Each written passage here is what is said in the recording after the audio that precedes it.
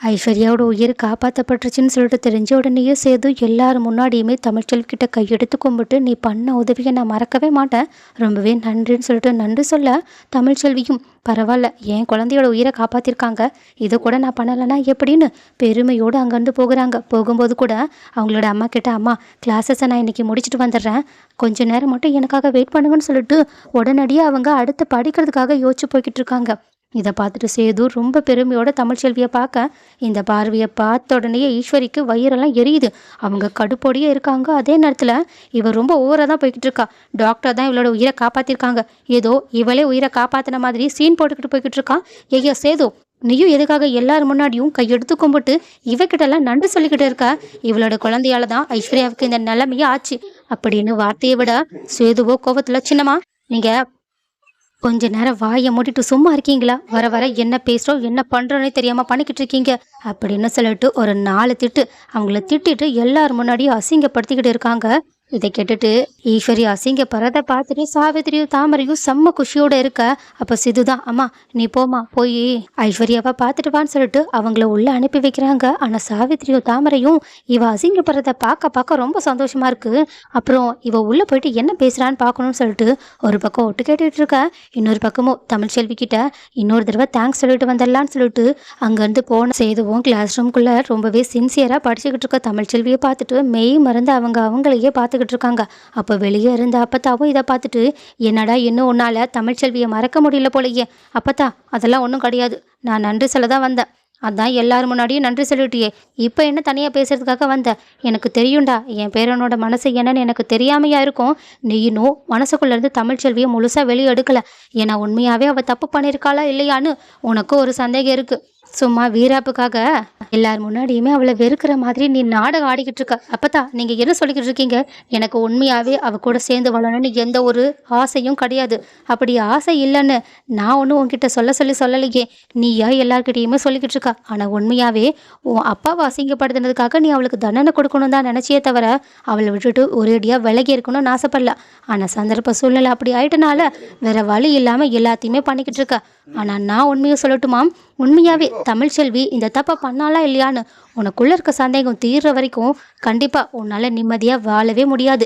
என்னோட யூகம் கரெக்டுனா நீ இது வரைக்கும் ஐஸ்வர்யா கூட சேர்ந்து வாழ்ந்ததே கிடையாது, சரிதானே அப்படின்னு கேட்க, சேதுவும் அமைதியா இருக்கிறத பார்த்துட்டு, இங்க பாருடா, நீ வாழ்க்கையில நிம்மதியாகவும் சந்தோஷமாகவும் இருக்கணும்னா முதல்ல உன்னோட மனசுல இருக்க குழப்பம் எல்லாமே தீரணும். முதல்ல அந்த குழப்பத்தை தீர்க்கறதுக்கான வழி என்னன்னு பாரு. என்னை பொறுத்த வரைக்கும் என் பேத்தி தமிழ்ச்செல்வி எந்த ஒரு தப்பையும் பண்ணிருக்க வாய்ப்பே கிடையாது. அதை நான் 100% நம்புறேன். ஏன்னா தெரியாதவங்களுக்கே தன்னோட உயிரை கொடுத்து போராடி காப்பாத்துற இவ எதுக்காக அவங்க குடும்பத்து ஆளுங்க கஷ்டப்படுவாங்கன்னு தெரிஞ்சிருந்தும் அந்த ஒரு தப்பு பண்ணியிருக்க போறா? கண்டிப்பா இதை அவ பண்ணியிருக்க வாய்ப்பே கிடையாது. வாய்ப்பு கிடையாதுன்னா அதை அவ நிரூபிச்சு காட்டணும்ல. அவ எதுக்காகடா நிரூபிக்கணும்? அவ தப்பு பண்ணான்னு சொல்ற நீங்க அவ தப்பு பண்ணதுக்கான ஆதாரத்தை கூட்டிட்டு வாங்க. அவ தான் தப்பு பண்ணான்னு சொல்லிட்டு நீ முதல்ல முழுசா நம்புற அளவுக்கு ஒரு ஆதாரம் உன்கிட்ட இருக்கா அப்படின்னு கேட்க, சேதுவும் அதுவும் கரெக்டு தானேன்னு சொல்லிட்டு யோசிச்சு பார்த்துக்கிட்டே போய்கிட்டு இருக்கும்போது அங்கே சாவித்திரியும் தாமரையும் ஏதோ ஒரு வீடியோவை சின்சியராக பார்த்துக்கிட்டு இருக்கதா பார்க்குறாங்க. உடனே அங்கே போன சேதுவும், நீங்கள் என்ன பார்த்துக்கிட்டு இருக்கீங்கன்னு கேட்க, உடனே சாவித்திரியும், இங்கே பாரியா, நாங்கள் ஒரு விஷயத்த பண்ணியிருக்கோம், ஆனால் அது உனக்கு பிடிக்காது தான், ஆனாலும் அந்த விஷயத்த பார்த்தா கண்டிப்பாக உனக்கு ஆச்சரியமாக தான் இருக்கும். ஏன் என்னாச்சு? இங்கே எதை பற்றி பேசிக்கிட்டு இருக்கீங்க? இல்லை ஈஸ்வரி இருக்காங்கல்ல, அவங்க ஐஸ்வர்யாவை பார்த்து பேசுறதுக்காக ரூம்குள்ளே போகும்போது ஐஸ்வர்யா நல்லபடியாக பேசுகிறாள், அவளோட உடம்பு குணமாயிடுச்சான்றதை பார்க்கறதுக்காக அவங்க கூடயே போனேன். ஆனா என்ன அவங்களுக்கு தெரியாம ஐஸ்வர்யா பேசுறத கேட்டுட்டு இருந்தேன். சேதுவும், நீங்க ஐஸ்வர்யா என்ன பேசிக்கிட்டு இருக்கான்னு ஒட்டு கேட்கறதுக்காக போயிருக்கீங்க அதானே? அப்படி கூட வச்சுக்கலாம். ஆனா அப்படி ஒரு காரியத்தை நாங்க பண்ணதுனாலதான் இப்ப எங்களுக்கு மிகப்பெரிய உண்மையே தெரிய வந்துச்சு. இங்க பாரு, இவங்க 3 பேரும் சேர்ந்து கூட்டு கலவரத்தனமா ஏதோ ஒரு உண்மைய உங்ககிட்ட இருந்து மறைச்சிருக்காங்க. உன்னை ஏமாத்தி தான் ஐஸ்வர்யாவை உனக்கு கல்யாணமே பண்ணி வச்சிருக்காங்க. நீ வேணா இந்த வீடியோவை பாரு அப்படின்னு சொல்ல, இதை கேட்டுட்டு சேதுவும் அப்பதான் சொன்னது எல்லாத்தையுமே யோசிச்சு பார்த்துட்டு, மற்றது நடந்தது எல்லாத்தையுமே நினைச்சு பார்த்துட்டு குழப்பத்தோட அந்த வீடியோவை பார்த்தா அதுல தெளிவா என்ன உண்மைன்னு சொல்லல.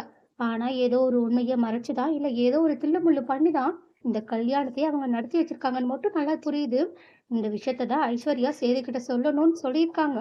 ஆனா ஈஸ்வரியும், இந்த விஷயத்த மட்டும் நீ சொன்ன, கண்டிப்பா கடைசி வரைக்கும் உன்னால சேது கூட சேர்ந்து வாழவே முடியாதுன்னு அவங்களோட வாயை மறுபடியும் அடைச்சிருக்காங்க. இது எல்லாத்தையுமே கேட்டுட்டு சேதுவுக்கோ ரொம்ப குழப்பமாயிடுது. அதனால உடனடியாக அவங்க அந்த ஃபோனை எடுத்துக்கிட்டு ஐஸ்வர்யா இருக்கிற ரூம்குள்ளே போகிறாங்க. ஈஸ்வரி இதை பார்த்துட்டு, சரி சரி, நீங்கள் ரெண்டு பேரும் தனியாக பேசிட்டு வாங்கன்னு ஐஸ்வர்யா கிட்ட சைகை மூலியமாவே இந்த உண்மையை சொல்லிடாதன்னு சொல்லிட்டு போறாங்க. இத சேதுவுமே கவனிக்கிறாங்க. உடனடியா ஐஸ்வர்யா கிட்ட, ஐஸ்வர்யா, இப்ப நீ ரொம்பவே சீரியஸான நிலைமையில இருந்துட்டு வெளியே வந்திருக்க. ஆனாலும் இந்த உண்மையை தெரிஞ்சுக்கலனா நான் கண்டிப்பா ஏதாவது செஞ்சுக்கிட்டாலும் செஞ்சுப்பேன். மாமா, ஏன் மாமா இப்படி பேசிக்கிட்டு இருக்கீங்க? இங்க பாரு ஐஸ்வர்யா, நான் உங்ககிட்ட ஒன்னே ஒண்ணுதான் கேட்பேன். தயவு செஞ்சு எனக்காக அதை சொல்லுவியா? சொல்லுங்க மாமா, உங்களுக்காக என் உயிரை கூட கொடுப்பேன். எனக்கு அதெல்லாம் ஒன்றும் தேவையில்லை, உண்மைதான் வேணும். என்ன உண்மையை உங்களுக்கு தெரிஞ்சுக்கணும்? இதோ இந்த உண்மையை தெரிஞ்சுக்கணும்னு அவங்க பேசின அந்த வீடியோவை அவங்க உடனடியா அவங்களுக்கு போட்டு காட்ட, இதை பார்த்ததுக்கு அப்புறமா ஐஸ்வர்யாவுக்கு பயத்துல கை கால்லாம் நடுங்க ஆரம்பிக்குது. ஆனாலும் சேது, தயவு செஞ்சு என் மேல நீ உண்மையாவே அன்பு வச்சிருந்தனா இந்த உண்மையை சொல்லுன்னு கேட்க, அப்ப கரெக்டா ஐஸ்வர்யாவோட நிலைமை எப்படி இருக்குன்றத பாக்குறதுக்காக தமிழ் செல்வி வந்திருப்பாங்க. ஆனா இவங்க ரெண்டு பேரும் பேசிட்டு இருக்கதை பார்த்துட்டு, சரி நான் அப்புறமா வரேன்னு போக பார்க்க, ஆனா இதை பார்த்த உடனே சேதுவும், ஒரு நிமிஷம் இங்க வான்னு அவங்க உரிமையோட தமிழ் செல்வியோட கையை பிடிச்சி ஐஸ்வர்யா முன்னாடி நிற்க வைக்க, இதை பார்த்த உடனே ஐஸ்வர்யாவுக்கு உண்மை என்னன்னு புரிஞ்சிருது. ஏன்னா சேதுவோட மனசுக்குள்ள இனிமே தமிழ் செல்வி தான் இருக்காங்கன்னு அவங்களுக்கு ஏற்கனவே சந்தேகம் இருந்திருக்கு. அது இப்போ நிரூபணம் ஆகிற மாதிரி சேதுவுமே பண்ணிட்டனால இதுக்கு மேலேயும் நம்ம மாமாவை கஷ்டப்படுத்த வேண்டாம்னு சொல்லிட்டு அழுதுகிட்டே, இங்க பாருங்க, என் உயிரை காப்பாத்துறதுக்காக நீங்க ரெண்டு பேரும் ரொம்ப போராடி இருக்கீங்கன்னு எனக்கு தெரியும். ஆனா இந்த உயிரோட இருக்கிறதுக்கு எனக்கு கொஞ்சம் கூட மதிப்பு கிடையாது. ஏன்னா நான் அவ்வளவு பெரிய பாவத்தை பண்ணியிருக்கேன்னு நடந்த எல்லா விஷயத்தையுமே சொல்றாங்க. இதை கேட்டுட்டு ரெண்டு பேரும் அதிர்ச்சியில உறைஞ்சு போய் நின்றுகிட்டு இருக்க. வெளியே இருக்க ஈஸ்வரிக்கும் சாவித்திரிக்கும் உள்ள அப்படி என்னதான் நடந்துக்கிட்டு இருக்குன்னு சொல்லிட்டு ரொம்ப ஆர்வம் தாங்க முடியல. அதனால அவங்க என்னதான் பேசுறாங்கன்னு இங்க நடக்கிறது எல்லாத்தையுமே ஒட்டு கேட்டுக்கிட்டு இருக்காங்க. இதை கேட்டுட்டு ரெண்டு பேரும் ரொம்ப ஷாக்கோட வெளியே நின்றுக்கிட்டு இருக்க. உள்ள இருக்கிற மூணு பேரும் மிகப்பெரிய விஷயத்த பேசிக்கிட்டு இருக்காங்கன்னு மட்டும் அவங்களுக்கு புரிஞ்சிருச்சு. ஸோ கைஸ், இப்போ சேதுவுக்கு எல்லா உண்மையுமே தெரிஞ்சிருச்சு. ஸோ இதுக்கப்புறமா அடுத்து என்ன நடக்க போகுது? கண்டிப்பா நடந்த விஷயத்துக்காக அவங்க தமிழ்ச்செல்வியோட காலை பிடிச்சு கூட மன்னிப்பு கேட்க வாய்ப்பு இருக்கு. ஆனாலும் தமிழ்ச்செல்வி கடைசி வரைக்கும் தமிழ நம்பிக்கையே இல்லாத சேதுவை நம்பவே கூடாது, அவங்கள மன்னிக்கவே கூடாதுன்னு யாரெல்லாம் நினைக்கிறீங்க? அண்ட் ஆல்சோ இதுக்கப்புறமா ஐஸ்வர்யா, ஈஸ்வரி, சித்து இவங்க மூணு பேரோட நிலைமை என்ன ஆக போகுது, அடுத்து என்ன நடந்தா நல்லா இருக்கும்னு நீங்க நினைக்கிறீங்கன்றத கமெண்ட்ல சொல்லுங்க.